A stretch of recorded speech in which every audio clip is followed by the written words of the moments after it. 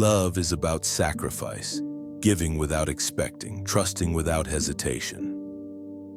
I did all of that. I gave my husband my heart, my loyalty, my kidney, and in return, he gave his heart to someone else. It started with a diagnosis, chronic kidney disease.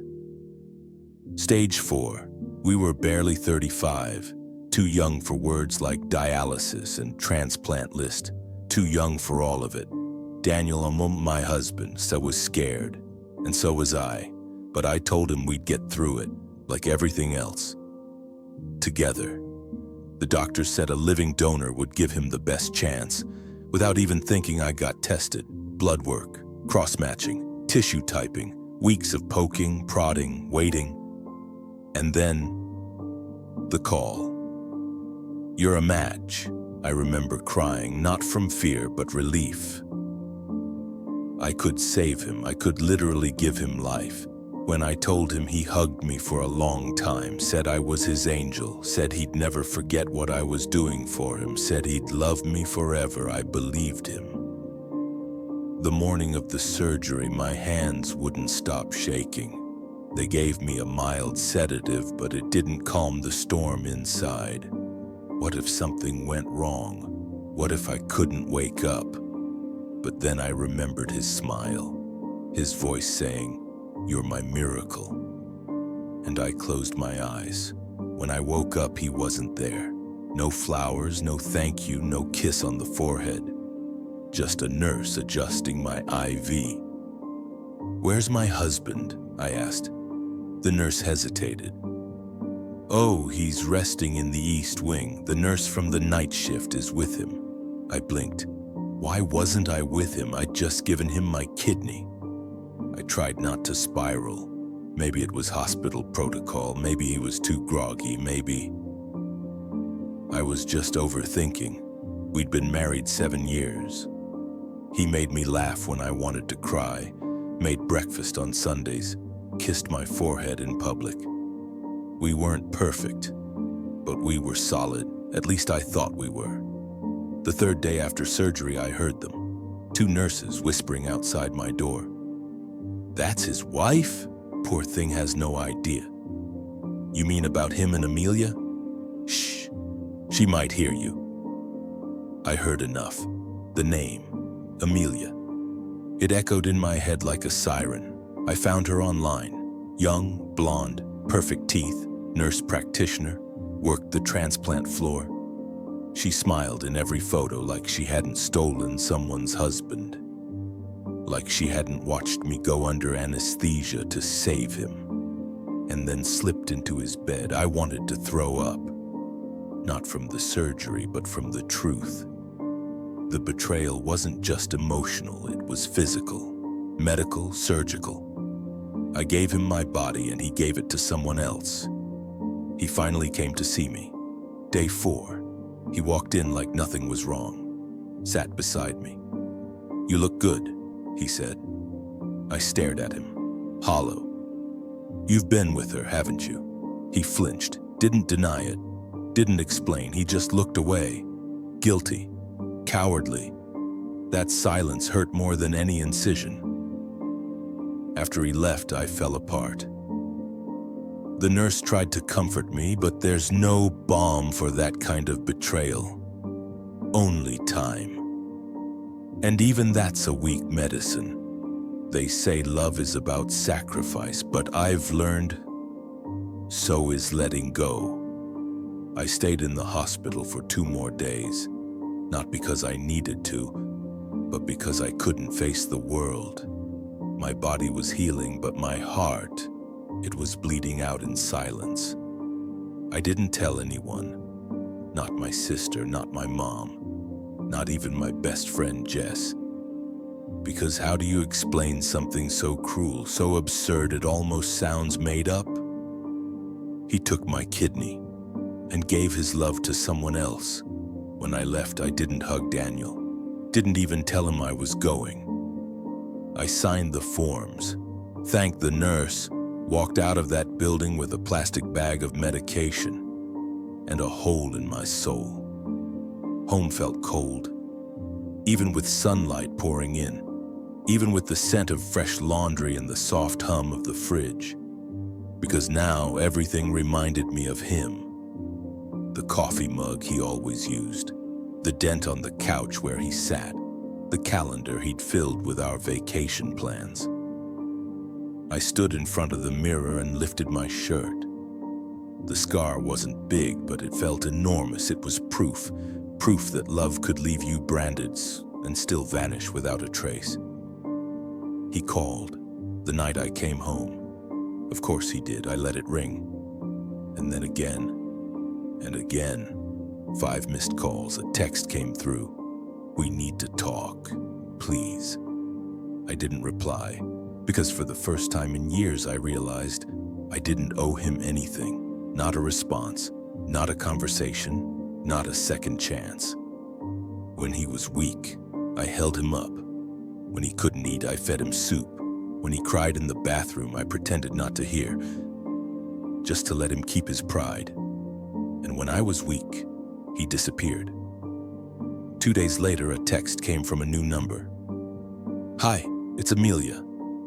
The nurse, the woman, the one he chose after I gave him my kidney. "Hi, it's Amelia. I know you probably hate me. I just wanted to say I didn't know you two were still together. He said you were already separated when I met him." I stared at the screen for a long time. Then I typed back, "We weren't?" She replied, I'm so sorry. I swear if I'd known." I stopped reading, because none of it mattered. She might have been lied to too. But she didn't lose an organ. She didn't lose a future. She didn't lose everything. I finally called Jess, told her everything. There was a long silence, and then she said, "You know what? You're a damn hero." I laughed through the tears. For the first time, someone reminded me that I mattered, not just as a donor, not just as a wife, not just as a wounded woman, but as a person, a whole person, even if one kidney lighter. That weekend he came, uninvited, unannounced. I saw his car through the window and didn't open the door. He knocked and knocked. Finally, I opened it just enough to speak. He looked thinner, tired. "Can we talk?" I didn't answer. "I made a mistake," he said. "She left. She couldn't handle it." I blinked. "She left you?" He nodded, ashamed. "I need you, Eliza." And in that moment, I realized something devastating. He didn't come back because he loved me. He came back because he had no one else. "You needed me when your kidneys failed. You needed me when you were dying. And I was there." I paused, looked at him, really looked. "But I don't think you ever wanted me. Not really." He didn't deny it. And that silence, that was the real answer. I closed the door, this time all the way, and I locked it.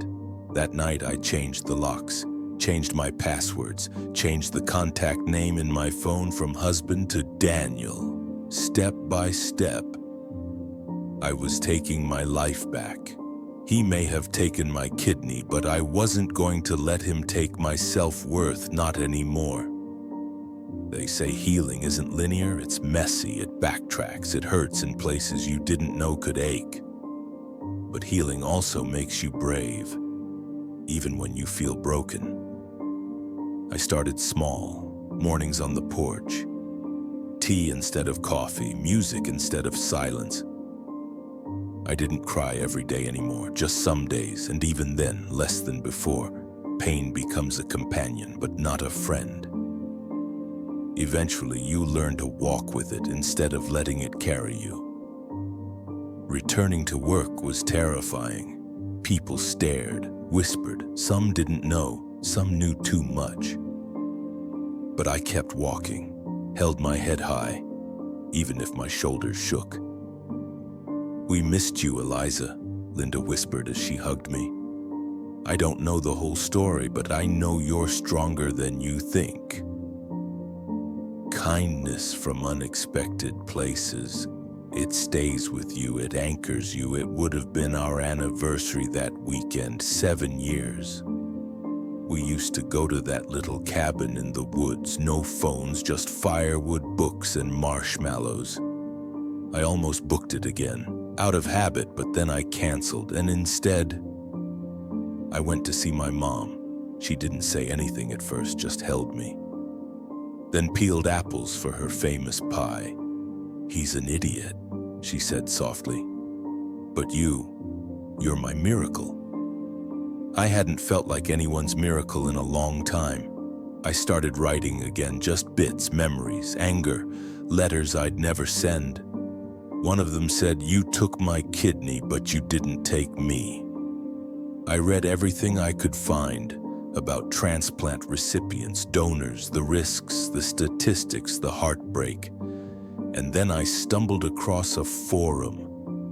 Other people like me, people who gave and were left behind. And for the first time, I didn't feel alone. I wrote, "I donated a kidney to my husband. He left me weeks later and for the nurse who cared for him." And within hours, comments poured in. "You're not alone. You're brave. You'll get through this." Those strangers, they reminded me of something important, that my story wasn't just one of betrayal, but survival. Weeks later, I got an email from him. Daniel. He poured it all out. How things with Amelia crashed, how he thought about me every day, how he felt guilty, how he wanted to fix things. But there are some things you can't glue back together. I didn't reply. Not this time. Not ever again. I didn't block him. I didn't need to. He was already locked out of my life. A month later, I stood in front of a small group of women at a local community center. They asked me to share my journey, and I did. Shaking at first, then stronger, then solid. And as I looked around that room, I realized something that changed me. What happened to me wasn't the end. It was the middle. Afterward, a woman came up to me, tears in her eyes. "Thank you," she said. "You gave me hope." And for the first time in months, I believed I had something left to give. Not a kidney, not love to someone who didn't deserve it, but strength. Real, earned, scar-forged strength. I took a solo trip to the coast, just me and the ocean, and as the waves crashed, I felt a strange calm. Like the world was big enough to hold all my pain and still give me room to breathe. I let the tide take my tears, and I left my grief with the sea. Closure doesn't always arrive with fireworks. Sometimes it walks in quietly, when you're ready to see it. And sometimes it shows up wearing regret on its sleeve. The call came on a Sunday morning, unknown number. I let it ring, but when I checked the voicemail, it was Daniel. His voice sounded hollow, like someone who had finally run out of places to hide. "Eliza, I know I'm the last person you want to hear from, but I'm in town. There's something I need to say in person, please." I stared at the phone for hours, debating, replaying old wounds. I didn't owe him anything, not after what he did, but maybe I owed myself the moment, not for him, but to end the story properly. We met at a small cafe, neutral ground, a place where hearts didn't break loudly. He stood when he saw me, a reflex, old habits. He looked older, tired, like life had finally weighed him down. "Good." He fidgeted with his coffee, eyes darting. I said nothing. Let the silence speak. Finally, he sighed. "I made a terrible mistake, Eliza. Not just what I did, but how I did it. You gave me your kidney, and I gave you betrayal." I waited. Let him say it all.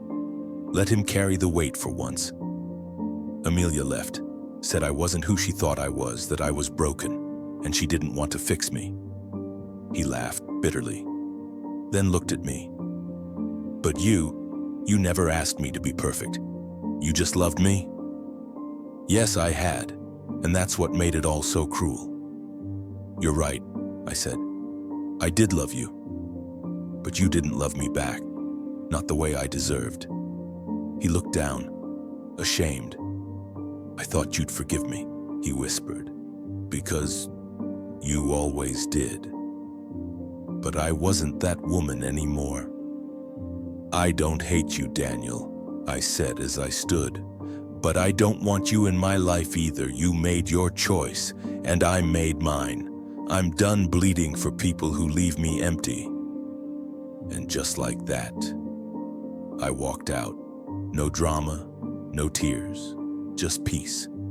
A few months later, I started volunteering at a community clinic, helping other transplant families, sharing my story, offering a shoulder, being what I didn't have when I needed someone. Because when you lose everything, you find out what you're made of.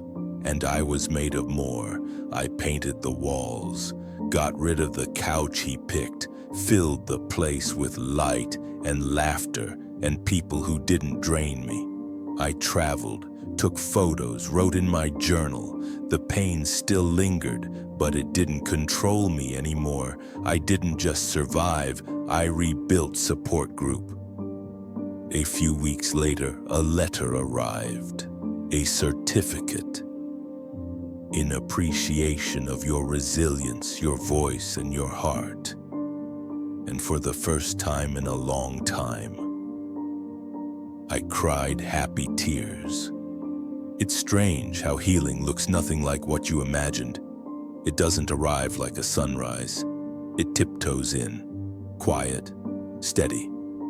And suddenly, you realize the pain doesn't own you anymore. I started taking photos again.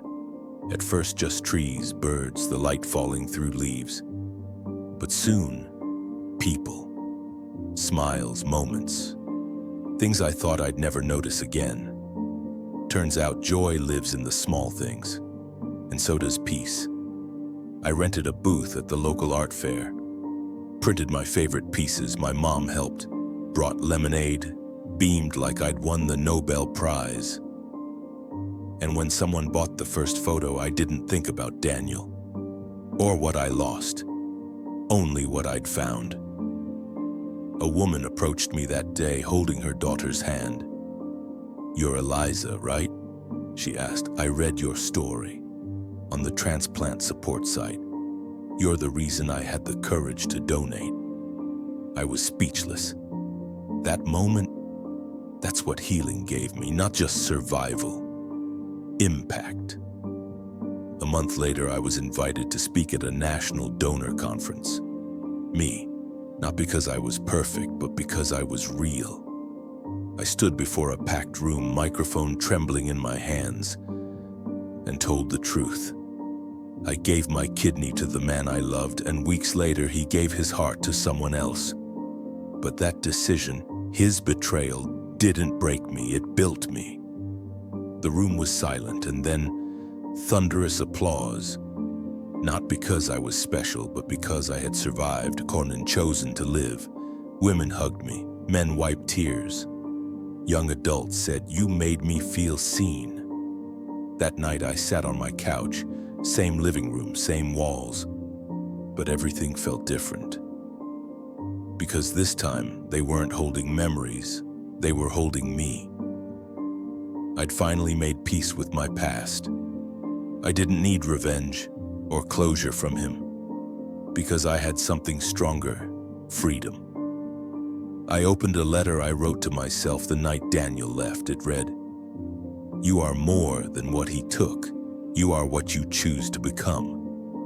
And I smiled, because I'd become whole. Studio. Now, I run my own studio. Teach free photo classes for survivors, volunteer at the clinic once a week. Not because I have to, but because giving doesn't hurt anymore, it heals. There's no dramatic ending, no romantic reunion, no Hollywood twist, just me. Alive, strong, unapologetically enough. He took my kidney, but I kept my soul. He left me, but I found myself. And in the end, that was the greatest love story I ever lived. True strength isn't staying in love. It's surviving when love leaves you behind.